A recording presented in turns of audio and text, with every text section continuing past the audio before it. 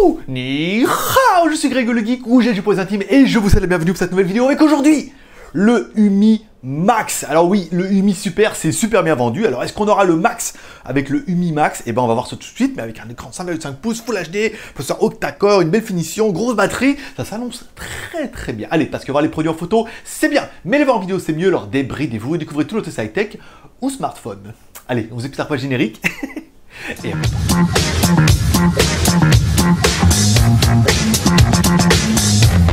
allez, je vous le rappelle, au cas où c'est pas fait, vous pouvez soutenir JT Geek en devenant Geek Plus à partir de 1 € par mois et par PayPal. Et dans ce cas, tu auras le statut incroyable de Geek Plus et tu recevras un petit mail d'amour tous les jours avec la vidéo du lendemain. Comme ça, tu l'auras 24 heures avant tout le monde. Le lien dans la description via Tipeee, 1 € par PayPal. Voilà. Et comme ça, si vous nous soutenez tous, ça nous permet d'investir dans pas mal de trucs. On vous expliquera dans les mails, forcément, que vous recevrez que si vous êtes Geek Plus.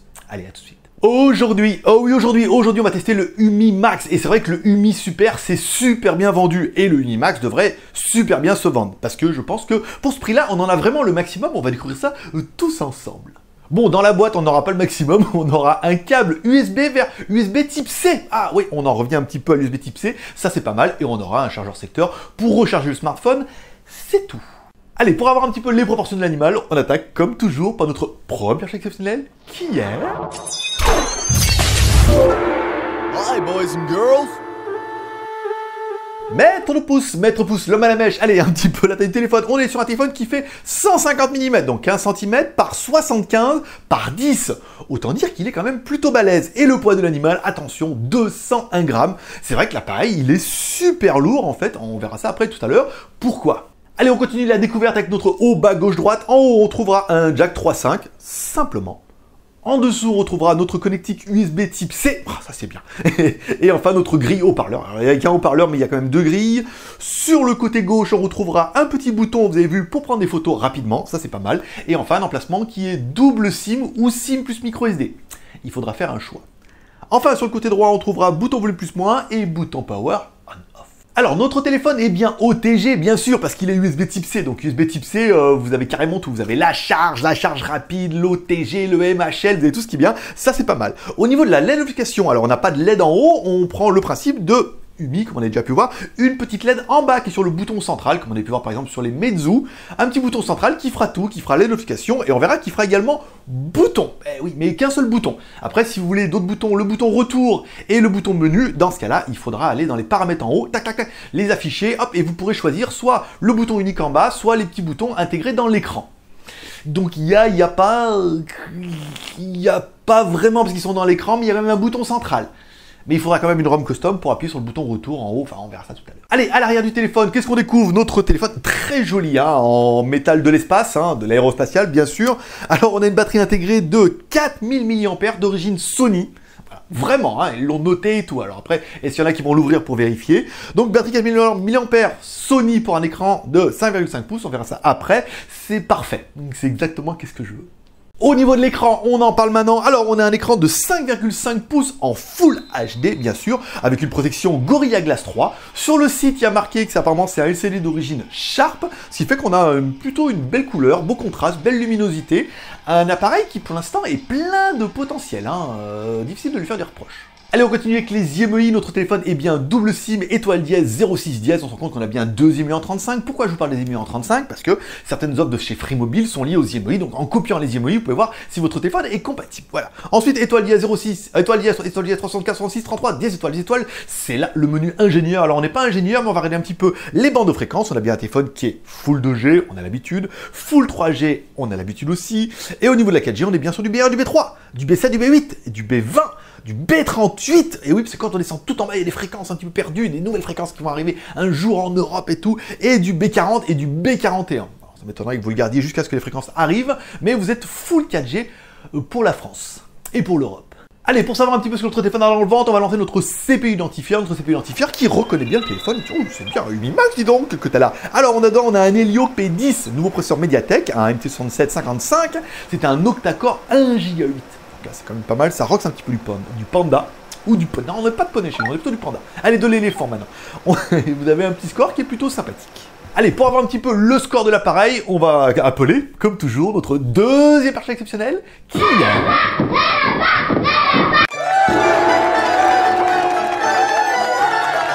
Oui, Antutu, notre lapin malin qui va donner un petit peu le score de l'animal, un score à 46 101. Pas trouvé ça incroyable, moi. Je m'attendais à un petit 50 000 et tout. Bon, 46 000, à savoir que le score, ça correspond un petit peu à rien. Ça dépend de beaucoup de paramètres. Ça permet d'avoir une moyenne. 46, 50, 100 000. Voilà, qui c'est qui est la plus grosse? C'est pas moi, sur ce coup-là. Et mon téléphone, il est noté max quand même, nom de Dieu. Qui me fera la blague, il est libre max? C'est pas moi. Allez, on continue avec la technique et Z-Device pour voir s'il y a un accéléromètre dedans pour jouer à Pokémon. Surtout, le compas, on s'en fout. Mais à Pokémon, attention. Alors oui, on a bien le compas, ça fonctionne très bien. Ça veut dire que vous aurez un petit peu l'effet boussole. Et quand vous tournerez, vous pourrez chasser les Pokémon. Ce qui est aujourd'hui une des questions récurrentes du smartphone, c'est est-ce qu'on peut jouer à Pokémon? On n'est jamais perdu en forêt, mais est-ce qu'on peut jouer à Pokémon? Oui, voilà, il y a le compas, ça va jouer très bien. Allez, au niveau de la ROM, on est sur du Android 6.0, c'est pas mal, une ROM qui est plutôt classique, sans fonction waouh, hein.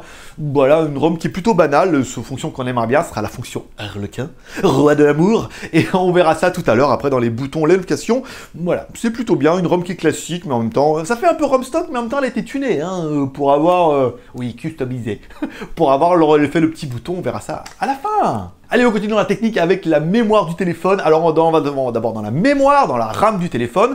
Et la RAM du téléphone nous indique que notre téléphone fait bien 3 Go de RAM. Donc là, c'est quand même largement assez. Tu pourras lancer plein d'applications en même temps. Ça sera pas mal.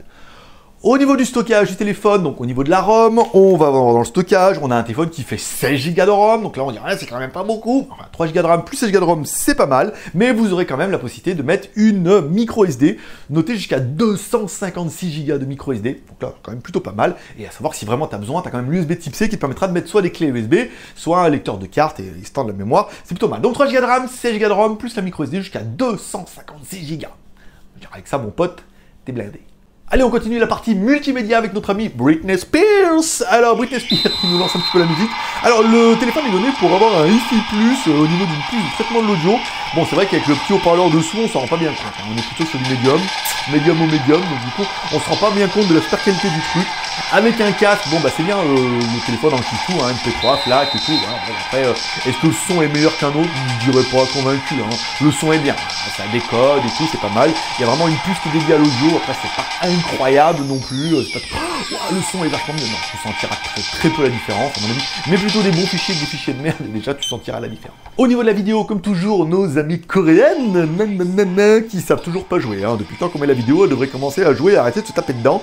Vidéo très bien, bonne qualité, beau contraste, un bon éclairage, un écran de 5,5 pouces, avec pour une fois des bordures qui sont pas trop prédominantes. Je sais qu'il y en a pas mal que ça tient un petit peu à cœur. Oui, mais on voit quand même un petit peu les bordures. Oui, on voit quand même un petit peu le prix aussi. Hein. Tu peux acheter 850 €, je te donne un téléphone sans bordure, moi. Au niveau des jeux, allez, on lance un petit peu notre Antutu avec notre benchmark et on se rend compte que notre téléphone, notre MT6755, et ben au niveau du GPU, c'est pas ça, hein. On a vu plus de fluidité. Alors après, tous ces petits processeurs de chez Mediatek, on se rend bien compte que la fluidité est pas là, du moins avec Antutu. Avec les jeux, vous verrez pas la différence. On est bien d'accord, mais sur l'autre Antutu, il a un petit peu de mal. Alors, je suis impatient de tester le nouveau Samsung, là, le Note 7, pour voir un petit peu ce que ça va donner avec Antutu. Pour voir si ça roxe du panda ou pas. Mais là, bon, bah là, vous pouvez vous rendre compte, bon, il y a des petites latences. C'est-à-dire qu'avec les gros jeux, quand il y aura beaucoup de personnages, et ben ça risque d'avoir des petites latences. Et encore, bien qu'on me dise que ça arrive pas. Mais je préfère vous le dire, au cas où. Allez, on continue avec la partie photo. Notre appareil photo a une caméra avant de 5 millions de pixels qui permettra de prendre de jolis selfies de vous-même en extérieur. Ça, c'est trop bien. Et une caméra arrière de 13 millions de pixels de marque Panasonic. Ouais, n'a pas Sonic. Alors du coup... Alors, caméra à 13 millions de pixels, ça permettra de prendre de jolies photos en extérieur. Bon bah voilà, c'est bien, c'est pas incroyable, mais c'est pas dégueulasse non plus, ça fait des jolies photos. Je vous les mets maintenant, vous pouvez comme ça juger vous de la qualité. Et ensuite, notre appareil permet également de prendre des vidéos. Eh oui, des vidéos jusqu'en Full HD. Waouh, génial. Donc, vidéo en Full HD. Je vous en ai mis aussi également une là. Bon, voilà, comme ça vous pourrez voir un petit peu de la qualité. Allez, on parlera quand même un petit peu de notre GPS premier fixe. On se met dehors, premier fixe en 9 secondes, avec un fixe qui était pas mal. Vous avez vu, on avait plusieurs satellites, donc on est bien, enfin, pour notre grande banque de triangulation, c'est pas mal. Ensuite, on éteint le téléphone, on le rallume, et là, on se rend compte qu'on a un deuxième fixe en 3 secondes. Donc, un fixe qui est plutôt propre, avec pas mal de satellites. Alors, on voit bien qu'on est que sur du GPS, et non pas du GPS et GLONASS. L'espèce de GLONASS n'est pas venu aujourd'hui. Donc du coup, on est sur du GPS, mais il est quand même propre. Il en faut au moins 3 pour être triangulé. Là, t'as vu, t'en as quand même toute une ribambelle. Donc c'est bon. nous avons validé notre gangbang de triangulation. Au niveau des fonctions, wow, qu'est-ce qu'on aura? À l'arrière, on aura le Touch ID pour scanner votre empreinte digitale. Tous les nouveaux scanners fonctionnent super bien. Celui-là, vous avez vu, ne déroge pas à la règle. On appuie dessus, badaboum, ça marche, ça fonctionne, ça détecte. C'est génial, c'est magnifique, c'est trop bien. Mais on s'en sert jamais. Dommage. On parlera aussi également de la LED de notification, dans lequel tu vas pouvoir changer les couleurs. Bah oui, Harlequin, roi de l'amour. Donc du coup, je crois que c'est pas que ce soit lui, c'était l'autre. Tu peux changer la couleur, donc c'est pas mal, c'est plutôt pratique. Tu pourras choisir, soit ce petit bouton n'est que LED de notification et tu choisis les boutons intégrés dans l'écran, soit tu choisis ce bouton qui devient LED de notification et bouton Home. Ça c'est plutôt bien vu, j'ai failli le mettre dans les points négatifs en disant ah, mais s'il y a que le bouton qui s'allume, il faut aller chercher dans l'écran. Non, tu peux choisir en haut dans les menus, tu choisis en fait ce qui te veut bien. Et c'est vrai que ce petit bouton Home, c'est bien. Ils auraient peut-être mis un petit bouton retour et menu à côté, ça aurait été bien, mais apparemment la ROM a été adaptée dans ce sens-là, donc c'est pas mal. C'est particulier, il y a une prise en main, mais au moins, t'as le mérite d'avoir le choix. Et enfin, on parlera bien sûr du Wi-Fi. Alors, on est à 2 mètres du routeur, donc ça marche plutôt bien. Ça permet d'aller sur Internet, d'aller voir les vidéos de GLG en tapant GLG Reviews. De toute façon, cherchez GLG sur Google, vous allez voir. Je suis pas loin d'être dans les 5 premiers. Hein. Donc, du coup, voilà. Vous cherchez les vidéos, vous allez voir un peu toutes les vidéos. Si vous n'êtes pas abonné, vous pourrez le faire. Voilà. Pata. Allez, on va continuer avec le bilan. Allez, on continue avec notre bilan de ce smartphone. Alors, qu'est-ce que j'aurais bien aimé, moi? Papier. Alors, le CPU. Alors, on est pas mal. On est sur un bon processeur MT6755, un 8 x 1 Go 8. C'est un processeur qui marche plutôt bien, un Helio P10. Je suis assez convaincu. J'aurais bien aimé la RAM et la micro SD. Donc, c'est pas mal. 3 plus 16 plus micro SD. Même si 16 d'origine, c'est pas génial. De fait de taper jusqu'à micro SD, au moins t'es peinard. J'aurais bien aimé la batterie de 4000 mAh. Et si c'est vraiment une sonnerie, ça veut dire qu'il tiendra aussi bien que mon Zug Z1. Et mon Zug Z1, il tenait quand même super bien la journée peinard. Et sur un 5,5 pouces, c'est exactement la taille qu'il te faut, ça va te changer ta vie. Ensuite, on parlera quand même un petit peu de la qualité de la photo, c'est pas mal, avec un appareil Napanasonic. Oui, je le fais exprès. Qui fait de jolies photos, donc c'est tout à fait correct, tout à fait décent. On parlera quand même et un petit peu de la qualité de l'ensemble. L'appareil est très joli, il est très quali, c'est du métal de l'espace, nom de Dieu, c'est marqué, de l'aérospatial. Donc le téléphone, il est plutôt joli, il est bien fini, il est Gorilla Glass, il est en métal. On a vraiment une sensation de qualité, et ça fait plaisir. Et enfin, pour parler, le dernier, la LED de notification. Au début, on peut être fan ou pas de cette putain de LED de notification qui est en bas, mais elle s'allume, elle s'éteint, tu peux choisir la couleur, tu peux choisir soit d'en faire un bouton home, soit de voilà. C'est le petit détail qui fait la différence, qui rend que le téléphone avec sa petite LED bleue, vous voyez comme moi ici, et ben je trouve vraiment que le téléphone il a de la gueule. Et je ne peux rien dire d'autre. Bon, au niveau des points négatifs, qu'est-ce qu'on aurait pu dire? J'ai failli dire la notification et les boutons, mais non, ils y sont, ça marche bien. En plus, il est en USB type C, c'est la classe. Qu'est-ce que je pourrais dire? Et je le trouve un peu lourd quand même, 201 grammes, même si la batterie, elle fait 4000 mAh, je le trouve un petit peu lourd et un petit peu balèze. Il fait quand même son centimètre d'épaisseur si on prend la partie la plus grosse de la batterie, parce que vous voyez, c'est un petit peu arqué. Jusqu'à l'écran, on est quand même quasiment sur du centimètre.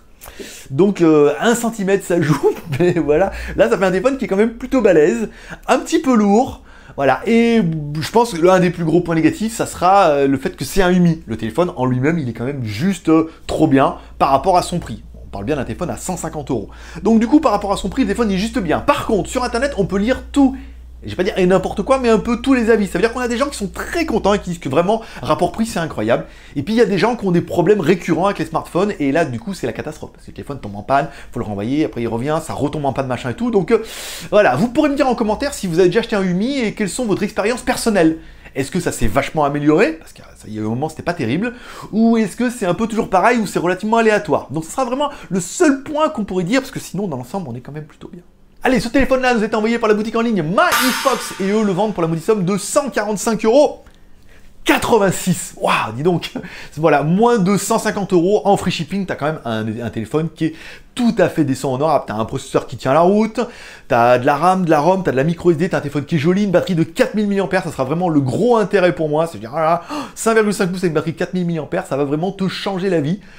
Donc du coup, tout fonctionne bien, il n'y a pas vraiment de gros défauts, surtout pour 150 €. Oui, mais après on monte 200, 300, 400, 850, 1000 €, voilà. Après forcément tu pourras trouver mieux mais plus cher, mais je trouve que pour 150 €, c'est un très très bon rapport prix. Après il faut bien prendre en considération que c'est un UMI.